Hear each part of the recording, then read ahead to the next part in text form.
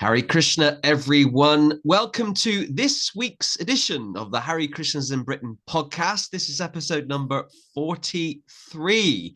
The Hare Krishnas in Britain podcast is brought to you by the Hare Krishna Project, which is a kind of a preaching, a bit of a religious word, isn't it? A preaching initiative here in the UK that seeks to share Krishna consciousness with a new audience. Who are those new people?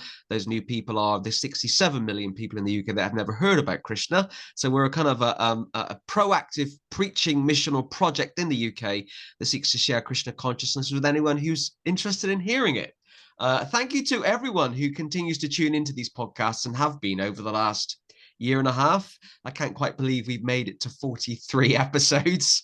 I think I plan to do like 10 and then kind of scrap it, but we've got to 43 and we've heard from some fascinating people over the last 18 months and heard their stories, and we've touched on some really important issues as well. And we will again today, because I'm really, really pleased to welcome our guest this week, Madanmohan Das. Hare Krishna. Great to see you. Please. You will. It's great to have you on the show this week. You and I kind of met briefly about a year ago. There was a kirtan, kind of a multi-mat kirtan happening at a house of some joint friends of ours. Ironically, in the village I'm in now, there was a big kirtan going on, and we briefly met there. And I think we've maybe briefly met a few other times as well. And we both live in the beautiful West Country, the Southwest, which is a fantastic place to live, and Gaudiya Vaishnavism is quite active actually, or there's lots of practitioners of Gaudiya Vaishnavism here. So let's just start, Madanmohan. Some people will know who you are, some won't. Let's just start by tell us a bit about you and where you're from. Well, where I'm from, northwest London, Park Royal General Hospital, 1962, and I grew up in that kind of area. Quite an ordinary life, an only child, and both parents working, so I had lots of time to myself. And funnily enough, the childminder that took care of me after school and in the holidays were Bengalis, and their name was Das. So that was quite interesting. I got a cultural infusion from an early stage. But anyway, I ended up becoming a dissolute, disaffected youth. And by the time I was 21, I somehow or other came in contact with the Hare Krishnas. I had some friends who had taken an interest in it, which I didn't approve of at all. But eventually, after a visit to the manor in 1983 in the summer, I thought, well, it's quite interesting. When I saw the books, because all the people that I knew that were interested in it were talking and just talking, but it didn't seem that there were any books. So when I discovered that the books were the main thing here, I thought, oh, this is very interesting. And somebody passed me a copy of the Srimad Bhagavatam, Canto 1, Part 1. I opened that and saw the Sanskrit there, the word for word, and the transliteration and the purports, and that was it. I thought, wow, nobody ever told me anything like this before. So that was how, that's a quick overview from. So had you? So you were an only child raised in northwest London. Did you have any particular kind of religious upbringing as a child or a teenager? Not at all. My parents were busy communists, both very active communists. Okay. And so they were not at all into religion and really opposed to my taking interest in it. But we're still friends. Well, my father passed away. My mother's in a care home, but we never actually fell out over the whole thing. So anyway, 1983, that is. I didn't join, but I thought it was very interesting, and I took up the books and went off reading the books. And then I became very disaffected, and all my friends seemed to be. I lost affection, basically, for everything. And I decided to go off to Italy on a coach and just go with no return ticket, and only £20 in my pocket. And thought, well, I'll just go and see what happens. So I went and I got to Florence, and I spent the first night in Florence and used up my £20. But now I was in Florence with nothing, no return ticket, no knowledge of the language. And so I was just sitting in the middle of Florence, and I saw the devotees giving out books and prasad. So I thought, oh, it's them, it's the Harry Herberts. What are they doing here? So I approached them. They said, what are you doing? And I said, well, nothing really. And they said, well, why don't you come with us? We're having a festival in our Villa Vrindavan. I said, well, all right, I'll come with you. And basically, that was it. I was taken up to, I don't know if you've been there. It's a fantastic villa just outside of Florence. Wow. You can't believe it. And they were having a big festival there for the guru was coming, and all, huge amount of leading figures in ISKCON at the time were coming, big sannyasis. It was a huge festival, so all the different, what they called yatras in those days, the different zones of Europe, Benelux and the UK, all of them from all the different European countries congregated at this festival in Villa Vrindavan in Italy. So it was a big, big do. And so there I was, quite strange to it all. One of the main things I remember was getting up in the night and sneaking down to the kitchen and eating the sweets because they were like amazing sweets, and I couldn't help myself. I just used to get up in the night and sneak because it was a festival. They just had stacks and stacks and stacks of sweets, and I was just anyway, forget that. So eventually, I approached Rohini Nandan. I don't know if you know him. I know him, yeah. He's a Prabhupada disciple who's now living here in the southwest of England, in Somerset. He lives in the south. Yeah, yeah. So he was very accommodating and invited me to come back to England and join up properly. So I'd just been a month maybe in Florence. So I said, that's great, yeah. How am I going to do that? I said, don't worry, we'll pay for everything. Now you surrender to Krishna, you don't have to worry about anything. So it really was like that for me in a way. Joining the Hare Krishnas, I gained, even from a material point of view, much, much more than I'd ever given up. Because in the world, I had no prospects whatsoever. I had half an apprenticeship in an outdated technology, letterpress printing. And so there was no prospects for me. So joining the Hare Krishnas lifted me out of, a terrible situation, really. So I didn't actually give anything up, so to speak. So I kind of understand in my head, when you went to Florence, a single ticket, 1983, 20 quid. Had you met the devotees in England before? I had, yeah. You had, okay. So I hadn't gone. Yeah, that's why I recognized them. Yeah, but I hadn't gone with the intention. But sometimes with retrospect, I think to myself, maybe I had the subconscious intention of meeting them, or maybe I was just meant to go and meet them, and there was no explanation, just go and do it. Okay. Because it was so fortuitous to meet them the way I did when I had nothing. I'd spent the money that I had, I spent in a bed and breakfast that night. And so then after that, I had nothing. So really, there was no go for me. And then they were handing out sweets. So I thought, that's nice. Anyway, so I came back on the train with the devotees. That's where I first met a devotee called Sakyaras. He was nice to me. He probably doesn't even remember me from then. But we got back to the manor. And as we were coming back to the manor, the coach drove past my parents' house.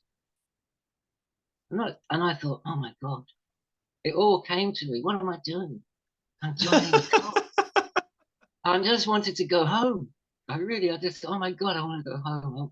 I was even going to try and get them to stop and let me off. But anyway, I managed to get over that and got to the manor. And the manor, the Bhaktivedanta Manor, I had been there before. I liked that place. And also, it was not too inaccessible from northwest London, Watford, so I could escape if necessary. So I thought I'd stay there, but the plan was that all the novices were to be taken to Croom Court in Gloucester, which was in the middle of nowhere. So I thought, oh, I'll miss the coach because they were going in a coach, all these devotees. And I thought, I'll just keep out of the way for a little while until they've gone. And I'll just stay here in the manor. They'd probably be all right with that. So I did. I managed to miss the coach. And then this devotee, Ridder, came along. Said, oh, Morris, Dr. Morris. Yes, why aren't you on the coach? Oh, I missed it. I missed it. Maybe I can stay here. He says, don't worry, I'm going up there now. I'll take you. So I got a lift up there with him in his car. So that was my other escape, scuppered. And so I ended up in Chaitanya College in the middle of nowhere, or as far as I was concerned, north of Watford was the wilderness. So I was in Gloucester and underwent the Bhakta program. You probably heard about that, which was run by Rohini Nandan, but it also had this devotee called Pushkara Das, an American devotee who was a famous artist, Prabhupada disciple.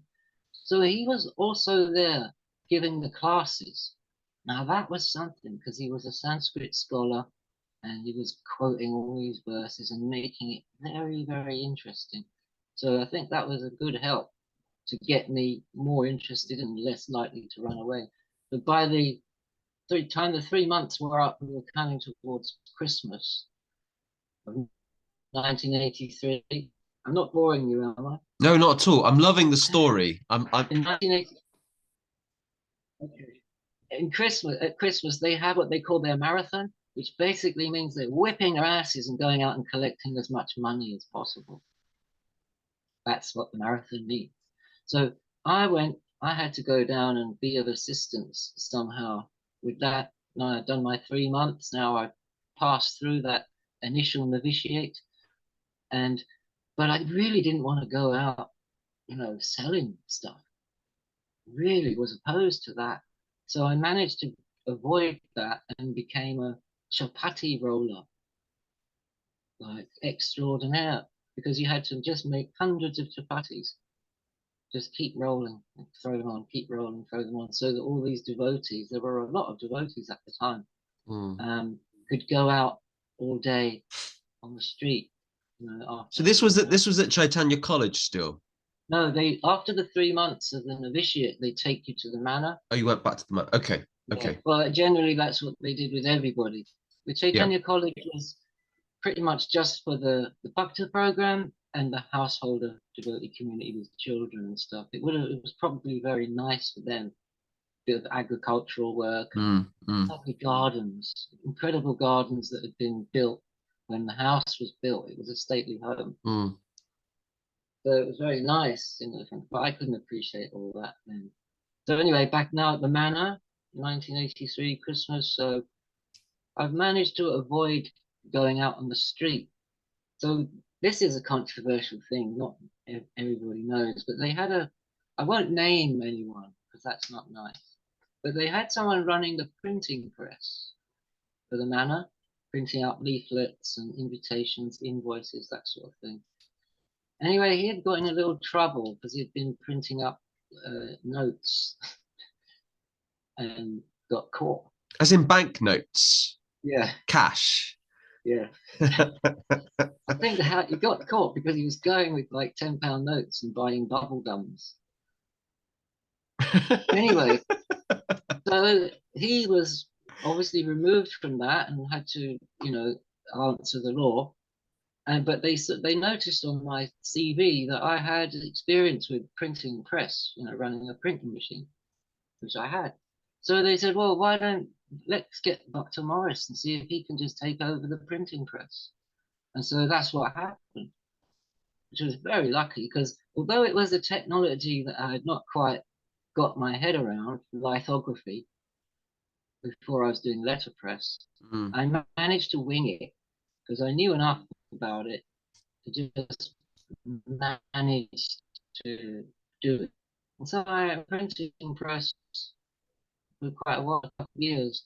And that was under a devotee, Prabhupada disciple called Amita Das, very nice, big-hearted devotee. He does distributes books now for Motilal. Have you heard of him?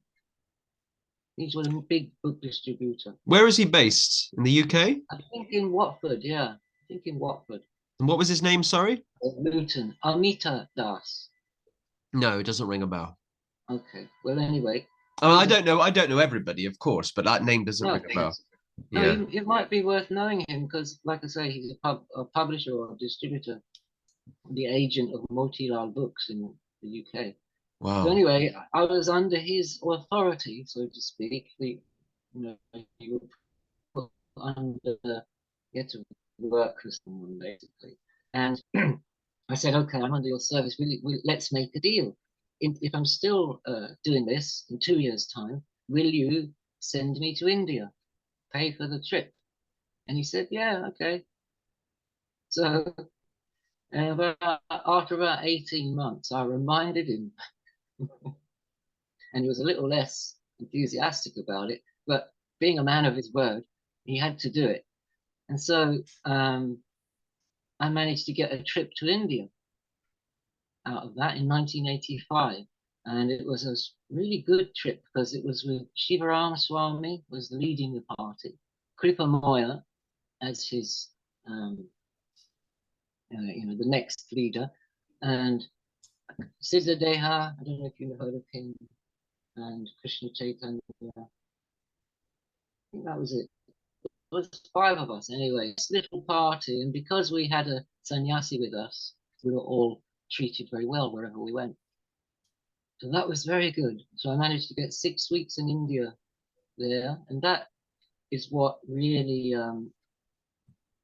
everything became real then. After I'd been to Navadvip and smelt the flowers and seen the kirtan and everything, now all this theoretical understanding that I had up to then became actualized. Now I realize this is it. Wow. I mean, you can't really say too much because the full realization would just knock you out. You can only take so much. And so that's how I cultivated it. And then shortly after that, Bhagavan Das, the guru, left. And a lot of people were a bit confused, no doubt, because he had been promoted and put up upon this like a niche of perfect purity and accomplishment. He ends up running off with a lady and stealing the money. So a lot of people were confused and didn't know what to do. So some people thought, oh, I won't bother any more initiation stuff. I'll just take shelter of Srila Prabhupada and that. So then you have the birth of the kind of Ritvic idea. And then there are others who then thought they wanted to have a guru. They thought they ought to have a living guru. So they took initiation from whoever was available at the time. And then there are those that, a lot of sensible ones, I thought, went to Gaudiya Govinda Maharaj, because by doing that, they could associate with a senior experienced Vaishnava and stay within the institution at the same time. But then there were others who went further abroad. Already Sridhar Maharaj was known about as someone to go to if necessary. And Narayan Maharaj, is he your guru? Yeah, okay. No? Okay. But anyway, he became very prominent as well. And lots of the disaffected devotees from ISKCON ended up going over to him. But of course, that's much later than when I went to the Gaudiya Mission, because it was after a year. As I said, I was doing this printing press service, so up until about 86 when Bhagavan left, they decided to promote me. So I was called into Shivaram Maharaj's caravan. He said, "Hey, Murari, how would you like to be head Pujari at Soho Street?" I thought, oh, why not? Okay. So they sent me off to Soho Street to become the head Pujari, which Wow. was quite bad.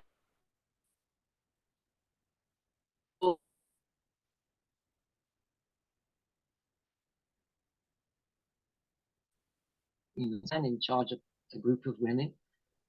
They were very nice, but I don't think it could have gone on for too long. So now I'd already known about the Gaudiya Mission in Willesden and had sometimes in that year between Bhagwan's leaving and me going to Soho Street, I'd already been visiting this Gaudiya Mission a couple of times with one or two devotees I probably better not name, because they soon realized that going to the Gaudiya Mission was considered a heinous transgression and you shouldn't go there. You shouldn't go there. So they stopped going there. And because they stopped going there, I couldn't go there either because I was relying on them to drive the car from the manor in Watford to Willesden. Yeah. So now they've moved me to Soho Street. So now anytime I can just jump on the tube, I'm a Londoner. I jump on the tube, I'm in Willesden Green in quarter of an hour. So it was really good. And so this is quite funny.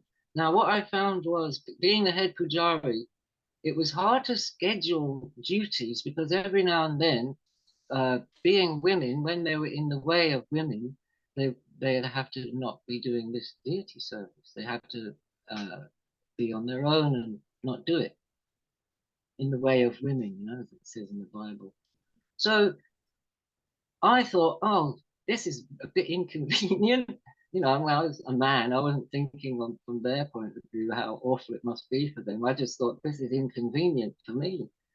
So I called a meeting and I said, I was wondering if I could get myself 2 days off a month, and just so I don't have to do anything. And they said, well, why? And I said, so because otherwise I'm just 7 days a week. And I don't know what's the week and what's the month or anything. I'm just every day doing it. I never get any break for study and stuff like that.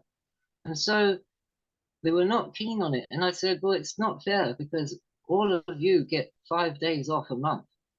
And that created outrage. Obviously, I wasn't thinking at the time. They said, what do you think? It's a holiday?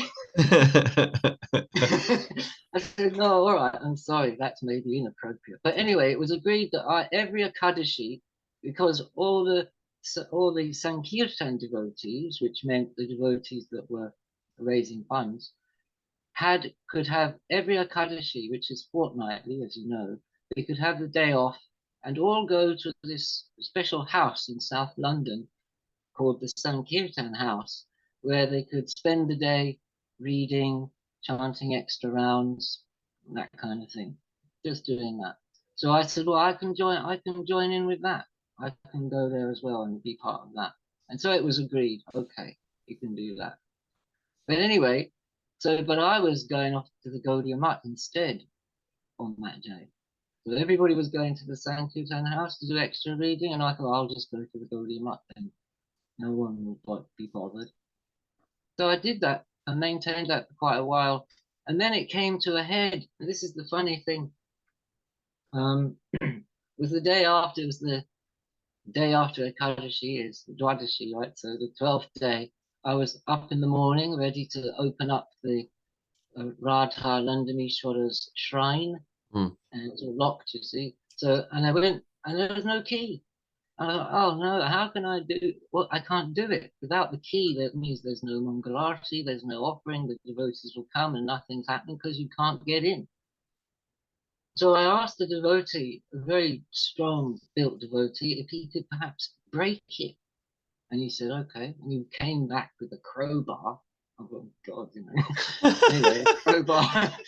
And he was just about to start prizing this lock. And the temple president came down the little stairs and held the keys in front of me. I said, "Oh, fantastic." And I went to grab them and he pulled them back. I said, "Oh, what do you mean?" He said, "Where were you yesterday?" And that was it. I was at the Gaudiya Mission. And so now I was suspended from my duties and interrogated. Interrogated was like, you ever seen the Inquisition or the Grand Inquisitor in Dostoevsky? It's like that. I had to go to the office during the whole time. So they assigned the service of the Lord to someone else and brought me into the office. And there were two, one sitting down, a sannyasi, and another older devotee, just wearing a gum shirt with a protruding belly, walking up and down in front of me. So I was getting blandishments and threats. I was receiving blandishments from one of them and threats from the other. And it went on until 7 o'clock, till the conch blew, the deity greeting. And I had to stand the whole time. You can't believe it, can you? You wouldn't believe it. And no one's probably heard this. Only I and those two know this. So, how long did this go on for? You said that it finished at 7. How long were you in that room for? 2 hours. 2 hours. Okay. From 5 till 7. While everybody else was chanting japa. Yeah. I mean, in one sense, I don't believe it. And the other sense, I do believe it. I've heard so much in ISKCON over the last couple of years. Nothing surprises me anymore. It's well, sad. You believe it because, without me, I don't need to tell you what I was told or what I was asked and all that. You just, all I need to say was the mixture of blandishment and threat. So at the end of it, I said, "Well, can I go now?" And they said, "Okay." And I went and I packed my bags and left. And I came back at lunchtime to pick up the rest of my stuff and received quite a few insults from devotees there. Because the message was spread, the propaganda was spread that I had done this great offense. I had kicked Prabhupada in the face. Somehow or other, I don't know how I did that, but that was the accusation that was leveled. See, what's worth knowing, perhaps, at the time in ISKCON, I was quite famous. I shouldn't say it, but people have told me I was giving classes, which was, at the time, only Prabhupada's disciples gave Bhagavatam class in the morning. But one day,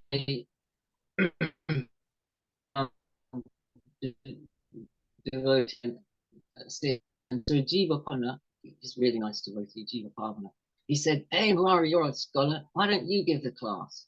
And I thought, and nobody of my generation was giving class. I never dreamt of it.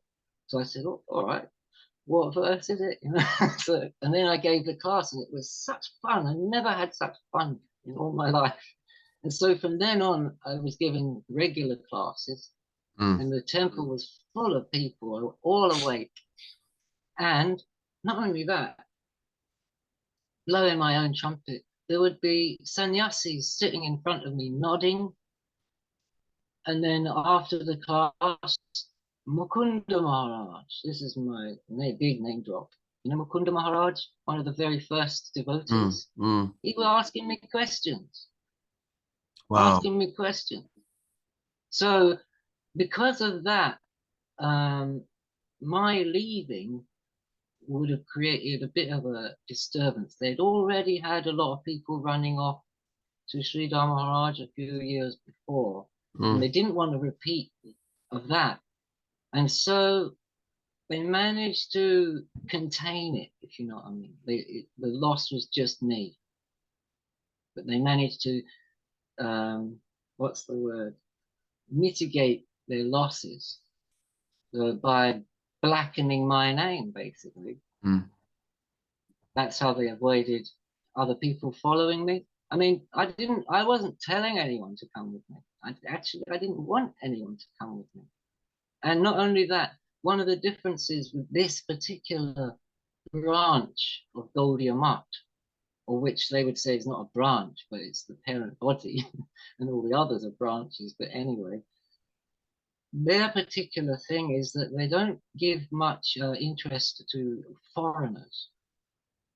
You know, there's only a handful of Western disciples, and it's not a proselytizing movement. The main concern in the Willesden Gaudiya Mat is the Bengali diaspora. That's what they're there to serve. Bengalis that know them, and they're not really bothered. They don't turn anyone away, but neither do they go out inviting people to come. I went to the Gaudiya Mission temple in Willesden Green, September 2019. Right. 6 months before the pandemic, and because of the pandemic, I never actually managed to get back yet. And I know I was the only white guy there on that particular day, and all of the congregation were Bengalis. I think the class was in Bengali. Yeah, Bengali or Hindi. Yeah, and I had a wonderful time, actually. I mean, I wasn't going there. I was going there to research for my book. I was also going there to worship. I was going there for that too, but it wasn't my primary thing. And I remember I met Damodar Maharaj, who I believe is still the resident sannyasi now at the moment, who was very nice to me. His English was not good at all, but he was very nice to me. And but it was all in Bengali. But so I have been there, yeah. Well, that you'll notice is one of the main distinctions between that Gaudiya Mission and the other branches. You know, the Gaudiya Mat and Saraswati Mat, ISKCON, everything. They're more proselytizing and concerned about spreading the message in English. So just before we kind of carry on, I just want listeners to have some context. So we're particularly talking about the Gaudiya Mission Temple in Willesden Green, which was donated, which was left to the Gaudiya Mission by Daisy Botel in her will in 1981. So people can historically kind of understand the kind of timeline. These are the original Hare Krishnas. So I mean, obviously not now, because the originals from the 1930s have all passed away, they've left their body. But this is the original mat that was set up in London in the 1930s. I think actually it was something like April 1933 or April 1934. I used to know all the dates, but it's been some time. And so we had those disciples of Srila Bhakisiddhanta Saraswati Thakur. They were sent to London in their 30s. This is that mat. So they've been around a lot longer than ISKCON. And Daisy Botel was one of the Westerners that got involved with the mat in the 1930s. And, you know, and then obviously was very heavily involved with the mat. And then when she passed away in 1981, she left her house in Willesden Green to the mission, to the mat. So that's the particular mat that we're talking about.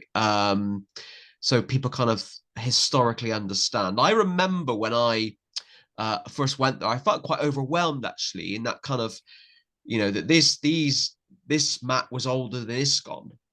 Or this branch of the original Gaudiya mat from India was older than ISKCON, and that was quite a powerful thing for me. So yeah, that's the kind of historical context. So you were going there secretly in the 1980s, and I would imagine. So I don't know any other Westerners initiated in that mat. You're the only Westerner I know. There are more. There's a handful. But I don't have much contact with them. In fact, Matura the other day told me he just met another god brother of mine, a Dutch man, whom I do remember. I think his name is Premananda. So I haven't had any contact. So tell us. So you kind of left the Soho Street. You then under a dark cloud. You then went to the Gaudiya Mission, physically went. I mean, emotionally, maybe you were already there, but you know, so you went physically. You then lived there. You stayed at the temple in Willesden Green. Well, yeah, but I need to backtrack a little bit. Okay. While I was going there, coming and going every Ekadashi, eventually, by the time of about August in '87, Bhagavat Maharaj, Bhagavat Maharaj himself, came to London for a visit 1 month, and so he even went to the manor and gave a lecture there before Wow. they knew who he really was. Wow. Well, there was a really nice devotee, a Gujarati devotee, who was in charge of the PR at the manor, and he was a bit naive and didn't know all the schisms and stuff in the Gaudiya Mission, and he just saw Prabhupada's godbrother and thought automatically invite him to speak. So that's what happened anyway. That So was on Janmashtami. No, that was on Balaram's birthday. which year? 87, did you say? Yeah, yeah. So he was there. So that, you know, it's worth knowing that. That also gave me the impetus to leave. I wasn't leaving nothing. And he I was mean, the I wasn't leaving. acharya at the time, wasn't he? He was the acharya of the Gaudiya Mission at the Yeah, time. yeah. The He top. had been since the departure of Odulomi Maharaj in about 82, I think. So Okay. he was coming over. He was coming basically to look at this place and have some contact with the devotees there for a month. And so I met him and went there. So as soon as I left that morning, that's where I went. I went straight to the Wilson Gaudium up with my stuff, and a few days passed by, and some ISKCON leaders came to try and get me back. Can you believe it? That was quite an interesting thing, and they eventually got an interview with Bhagavat Maharaj, who was reluctant to speak to them, and they had some tete-a-tete with him, and why have you taken our man, sort of thing. Mm. And they said, you send him back, tell him to come back. He's the head pujari. Send him back. I love it. Yeah, and I was sitting at his feet basically. He was sitting on a single bed, and I was sitting on the floor under him, and they were on the other side of the room. And he said, how can I send him away? He's come here. He's come here as a dependent. There's absolutely no way that we could possibly even think of sending him away. So that I always felt very secure with that. So then they left, and I think one other sannyasi, a Bengali sannyasi in the ISKCON who was friendly with me, phoned up and he said, Murari, what are you doing? I said, oh, it's Madanmohan Das now. And then he just hung up. So that was all good. So I had a whole month there with Bhagavat Maharaj every day and showing him all the books that I'd been reading. And he was really, really impressed with all the books that I had and I've been reading and stuff, and just encouraged me to read everything. To read, so you can read everything. There's nothing that you should not read. So I went with that. I took it on its most broadest interpretation and went about reading everything. So after a while, I went back. So what happened between the time of Krishna and now? You know, how has history gone from that time to now? So I thought, well, I have to go back to like Homer and Hesiod, you know, for written stuff. And so I did. I went to Homer, Hesiod, and then Herodotus, all the Greek histories, all the Latin, you know, in the English translation, the Latin histories, all the prime source texts. So now I think it's fantastic. I unrolled the carpet of history and had a look at it all, and it's just amazing. But that's just a side study on the order that I can read anything, everything. But of course, all the time, I should not the subplot, but the main like bubbling plot throughout all this is reading Srimad Bhagavatam. That's the main thing. I think that's what kept me, you know, going, because all that was going on, I was always just reading the Srimad Bhagavatam anyway, sort of thing. And I would often get in trouble when I was at the manor. So many lectures I had about reading too much. Shouldn't read too much. I wish I would read more. I don't think in this life I'm going to get around to everything. But yeah, I found that very bizarre. I mean, I know. Well, it's ecclesiastical, isn't it? It's like the high people in the ecclesiastics. They don't want the common people reading and interpreting the scripture for themselves. Mm, They have to come to us. it's kind of like it's kind of like the Catholic tradition pre the Reformation of the 1500s, where Absolutely. we don't want the Bibles printed in your language, so we don't want you to read it. Spot on. I agree with you. Again, I'm not surprised to hear you say that.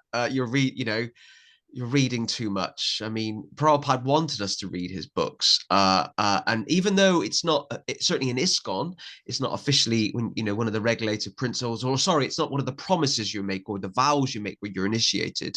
A lot of devotees do make a commitment to read a certain number of hours every day, and even some, I won't name them, but even some sannyasis in ISKCON, as well as chant 16 rounds, follow the 4 regs. They ask in the initiation ceremony for their disciples to commit to reading every day, which is technically they shouldn't, but they do. So I'm just I'm interested that you were I think told that's that. the only one. That's the only one they need to apply. Yeah. So sorry. Yeah. So you started to read the Bhagavatam, or Yeah, you started. You were reading that alongside the other literature as well. No. Alongside, what I mean was alongside everything else that was going on a day-to-day basis. Yeah. Okay. Leaving ISKCON and getting in trouble and going here and going there. Because I'd got to the 10th canto, chapter 13, which is as far as Prabhupada had done. And after that, the Hridayananda Goswami and his team translated the rest of it. So I'd got to a certain point where I was waiting now for the next volumes. The 11th canto came out before the rest of the 10th canto because they judged that, well, there's Krishna book, that will do for now, and they'll continue on. So gradually, the 11th canto, I went through that, couldn't understand much of that. It was really lofty stuff, the 11th canto. And then the 12th canto came out. So I finished the whole thing. Like, wow, I've read the whole Srimad Bhagavatam. So I said to Amita, who was in charge, I said, I finished, I read the whole thing. Said, so now what service does he intend to do? I said, reading. And he went into a fury because he thought, if you've read the whole Srimad Bhagavatam, that means now you put it down and sweep the floor. I don't know. So the leadership, I mean, just to kind of throw this question out there, the leadership of ISKCON at the time, did they not know what to do there? They didn't expect anyone to get to the end of the last canto. Is that what the issue was? Or indeed, because I'll tell you why, because many of them, one or two at least, admitted to me privately that Murari, we haven't read it. So-and-so temple president, he's only on the 4th canto. So they hadn't read it. So it created a bit of a problem. I can imagine that. People. So you'd read more than the leadership. You had read more than maybe some of the sannyasis, maybe not. It just the first thing that came into my head when you said that just now was that when the Church of Scientology, they have these operating thetons, I think, and you have to pay like £10,000 to go up each level. And no one actually knows what the top looks like, and I'm sure the Church of Scientology might collapse when they find out when someone actually reaches the top. But it kind of reminded me of that actually when you kind of description of reading the Srimad Bhagavatam. So the Bhagavatam kind of kept you going in one sense, I guess, kind of emotionally, spiritually. The stuff that was going on in your life in terms of, leaving ISKCON, whatever that means, and going to a different mat, the Bhagavatam just kind of kept you going every day, kind of kept you linked to Prabhupada, linked to Krishna. Yeah. And, I found out also that it is a vow you take called Nitya Part. It means you make a vow that you're going to read this book every day now, forever. So when you get to the end, you just start at the beginning again without any pause. That's such a good discipline, an excellent discipline. And then, of course, now this is where, you know, devotees get, well, they have some scruples about other translations. You know, you mustn't read any other translation of the Srimad Bhagavatam. You know, that is the rule there. But as far as I was concerned, well, why not? You know, it's not Prabhupada's book. It's Prabhupada's translation of a book that's already there. And so I thought, no, I mean, I read a while ago St. Augustine, De Doctrina Christiana. Right? It's an interesting book. And he makes an observation which is so parallel to my thinking. I thought, wow, this is too much. He said, because he didn't know Greek, St. Augustine didn't know Greek, he knew Latin. And in that time, there were no Latin translations of the scriptures, not complete anyway. So what Augustine did was relied upon he said, anyone who thinks they know a bit of Greek these days goes ahead and translates the Gospels. And so we're flooded with so many translations of the Gospels into Latin, which actually benefits us because we can make a comparative study and see how each one has expressed a certain phrase or sentence or whatever, and try for ourselves using our own rational faculty what seems to be the best. And I thought, wow, that's it. And there are so many, like say Bhagavad Gita, for example. There are endless translations of that, and will always be more, I don't doubt. And so to read other people's translations, it broadens your understanding. Whereas to be restricted to only read Prabhupada's translations, you cripple yourself. You cripple yourself. People say, oh, but you know, you only need Prabhupada's books. You only, you know, and anything else you don't need it. Everything is there. Prabhupada said, everything is there in my books. Yeah, okay. That's all right. But what's the harm in looking elsewhere also? Yeah, I completely agree in terms of having an open mind and, you know, having a broad perspective. I've just finished reading this book. It's just a basic Eastern philosophy by Kevin Burns. Okay. And my degree is in comparative religion, and I finished my degree 20 years ago. But recently I had this desire, I just wanted to read something that wasn't particularly about Gaudiya Vaishnavism. And it's, I mean, there's three sections to this book. There's a bit about Indian philosophy, then there's kind of Middle Eastern philosophy, then there's kind of Chinese, Japanese, Korean philosophy. And for me, it was just kind of going back to my university days before I joined the devotees, you know, just something I'm genuinely interested in because, you know, I just find like you, I find it fascinating. I wish I had more time to read. And I think for me, you come to appreciate your own spiritual heritage and your own spiritual lineage more when you read elsewhere. Every now and then I might even read the Bible, a few scriptures from the Bible, which encouraged me to appreciate Krishna consciousness even more, because you can see Krishna consciousness in other scriptures as well. Yeah. So well, I find many similarities in the doctrines of Neoplatonism and Advaita Vedanta. They're almost the same about oneness and difference. Everything is one but different. That's what they say. Only they couch it in a different language. But where they go, I mean, to have the personal Godhead is the difficult thing. Because everybody's conditioned by their own embodied state and their own culture. And, you know, a European might think, oh, why is God Indian? You know, or an Indian might think, why is Jesus, you know, from the West? So to, you know, having a form is difficult for people. So they like to talk in terms of the Advaita Vedanta, you know, that there's this one God, but we can't say who he is because it might offend people. Well, sorry, go ahead. No, you go. You speak. I was just going to say, when I first joined the Hare Krishna movement, it took me a long time, and I really struggled initially with the idea that God is a blue boy with a flute. because I had a different upbringing. I wasn't raised as a Christian, but in my head as a kid, God was this white man with a beard on a cloud. And so he's old. God is old. Yeah. Possibly white, but that's kind of a cultural setting, isn't it? Then to find out that, I went to a meeting and this devotee was saying, oh, God is blue. He's a teenage boy. He's got a girlfriend, with a flute. And I think, really? I really struggled with that. Now I've come to accept it. I have faith in that story or that theology, but it took a while to get my head around that.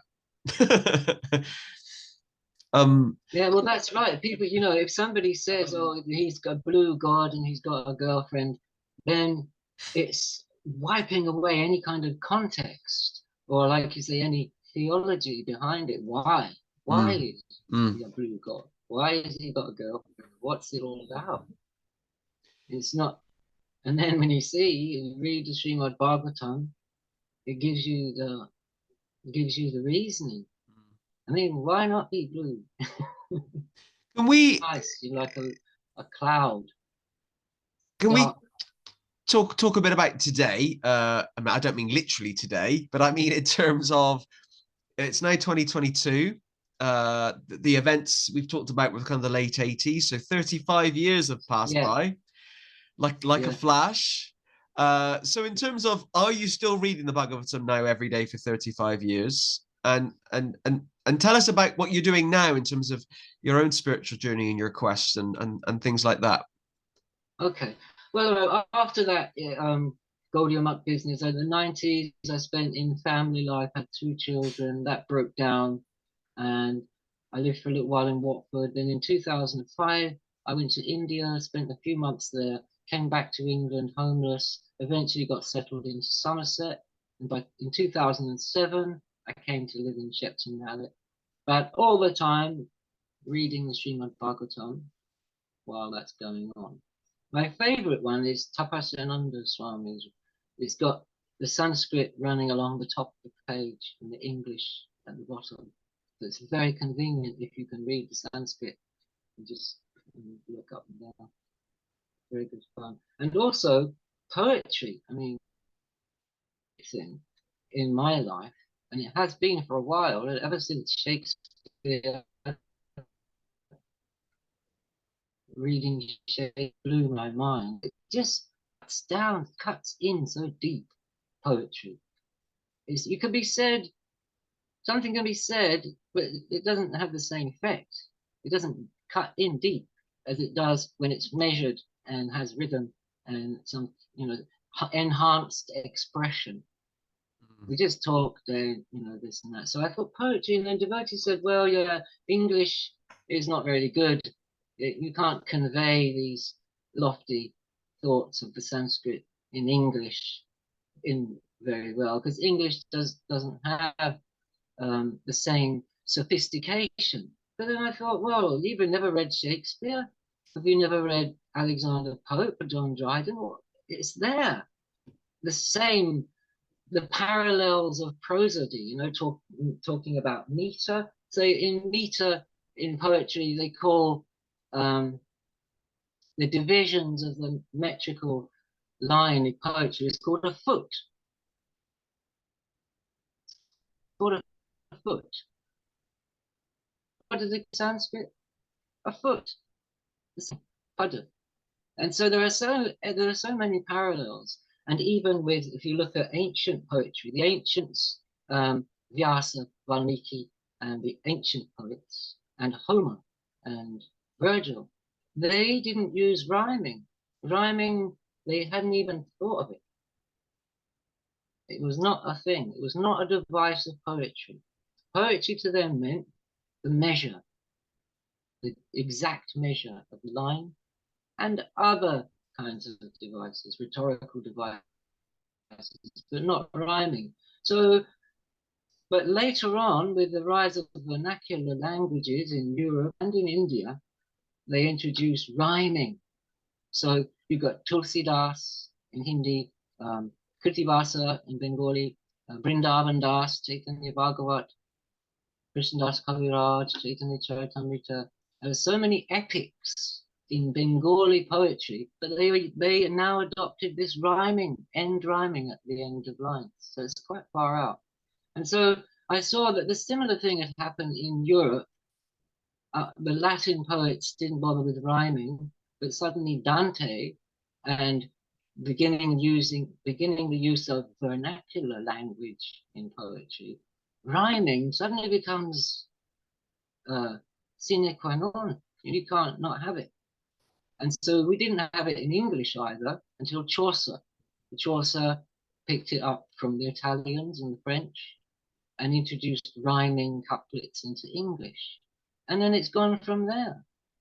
After Chaucer, Shakespeare, Milton, Dryden, Pope. So now with looking at the classics like Mahabharata, Ramayana, how can they be translated into English verse? That was my thing.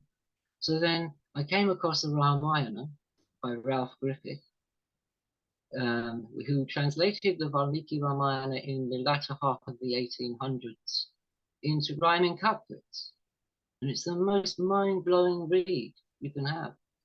So I thought, well, what about the Srimad Bhagavatam? Nobody's done that.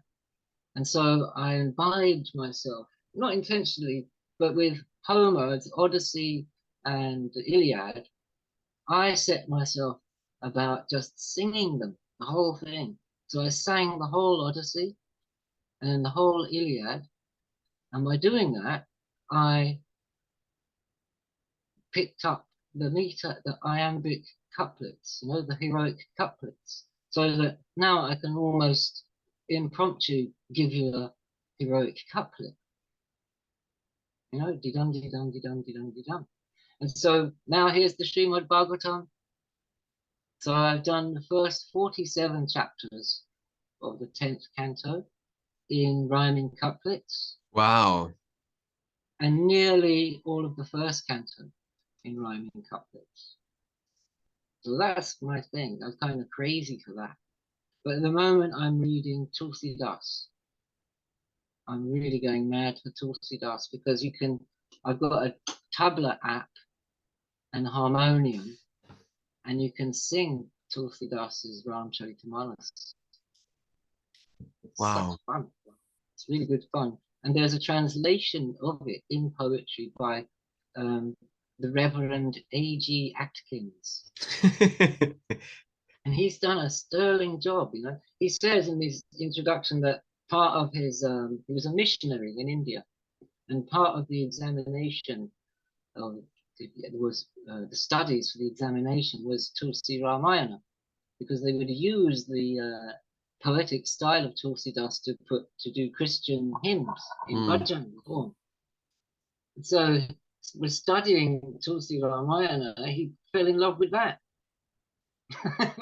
He's still, Christian, but he didn't have any bad thing about it. He doesn't translate anything in a bad way. He loved it.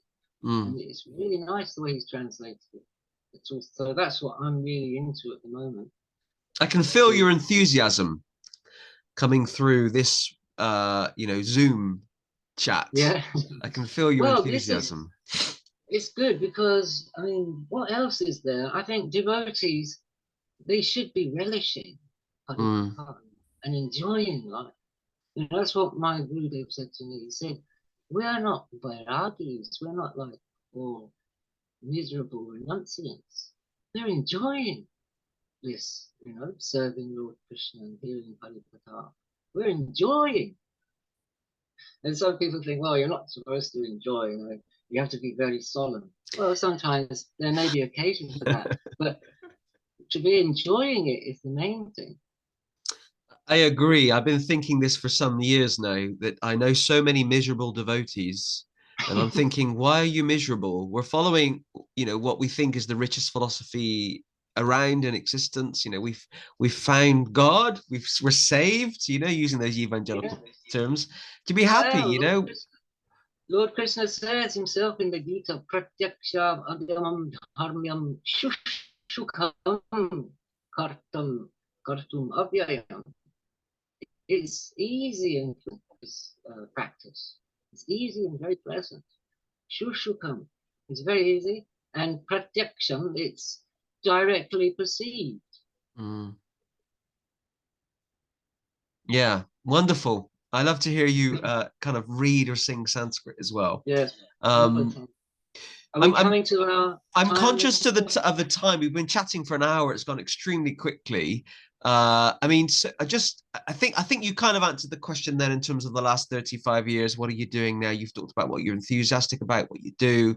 Um, yeah, and you've mentioned a bit about your time with the Gaudiya Mission in the 80s, which I was kind of really keen to hear about, because I don't know anyone else in the Gaudiya Mission personally. Um, yeah, and I think over the last 43 episodes, I've tried to have a variety of guests from different mats and backgrounds. Is there anything else you particularly want to say? Anything you need to get off your chest? Anything else that you think people want to hear about? No, I just hope I haven't upset anyone or offended anyone. I'm often And upsetting people. pray to all the Vaishnavas. Yeah. Well, Madanmohan, it's been fantastic to hear your story this week. And I didn't know you were famous in ISKCON in the 80s, so that's something new for me. And yeah, all obviously everything is Krishna's arrangement, and Krishna is owed the ultimate glory, but also all credit to you for getting those sannyasis to ask you questions when you were giving class in the 80s. Absolutely fascinating. So I think we'll end it there. I'll just say goodbye to all the viewers and the listeners, and then we can have a little chat after. So thank you everyone for tuning into this week's edition of the Hare Krishnas in Britain podcast. This has been episode number 43. If you're watching this on either Facebook or YouTube, please do put a positive comment. Please do share it, and please do put a positive kind of emoji like love or care for, the things you can do on Facebook. And if you have any questions for Madanmohan, he will see this thread under this podcast. So, and you can also message us here at the Hare Krishna Project privately, and we can pass on his contact details. So thanks to you all for tuning in, and we'll see you all next week. Thank you. Hare Krishna.